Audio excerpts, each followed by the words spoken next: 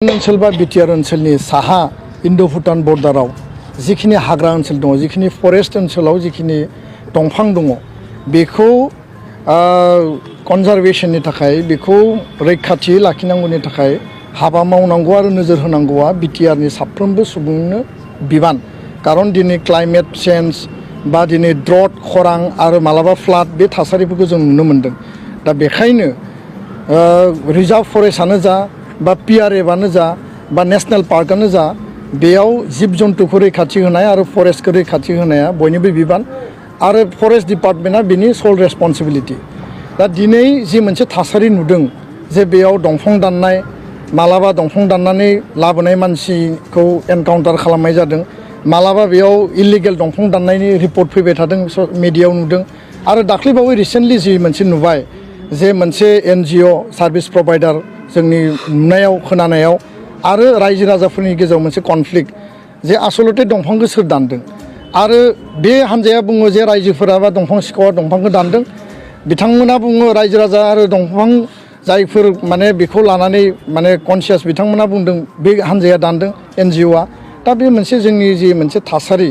जों लुबैयो जे दंफां दाननाया टटेलि बन्द जानांगौ दंफां दाननायखौ खुनु कारनाव जों टलारेट खालाया आरो बिनि थाखाय बिटिआर काउन्सिल आरो आसाम सरकारा प्रटेक्शन होनांगौ दुई नम्बर बाथ्राया जाहैबाय जे बे जि जाथाय जादों जे 6-8 खान माने बेसेबां गिदिर गिदिर खुन्दा लानानै फैनाय दिनै माने हाग्रा ओनसोला धंस जानायनि मोनसे लामायाव दा बेखौ लानानै जोङो दाबि खालामदों आसाम सरकार बिटिआर सरकार बे सोर दायनिगिरि सोर दंफां दानमारदों सोर सिखावै खावदों बेखौ आङो दिनै थोंजोङै माने बुंनो नागिरा कारण रियेलिटिया दिनै नङा गाबोन ओंखारगोन किन्तु बेखौ तदन्त खालामनांगोन बिनि सायाव फेक्ट फाइन्डिं खालामनांगोन दा बेखायनो सोर सैथो सोर नंखाय सोरो फोलानानै बाथ्रा बुंदों सोरो बेयाव माने थार बेखौ नायबिजिरनांगौआ जाबाय सरकारनि दायित्व बेखायनो जोङो खावलायदों आसाम सरकार आरो बिटिआर काउन्सिला हाई लेभेल मोनसे इनकुवेरि कमिटि बहायनांगौ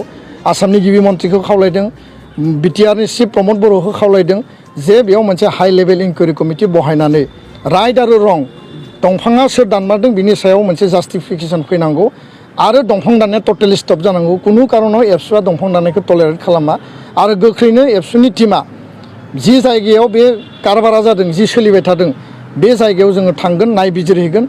आरो बिनि थाखाय जों उननि समाव सरकारखौ भारत सरकार आसाम सरकार बिटिआर काउन्सिलखौ जोङो प्रेसार होगोन जाहाथे बेयाव खुनु दंफां फांसेबो दाननाय बेबायदि सिखावै दाननाय बेबायदि थासारिया जाहाथे सोलिया टटेलि स्टप जायो।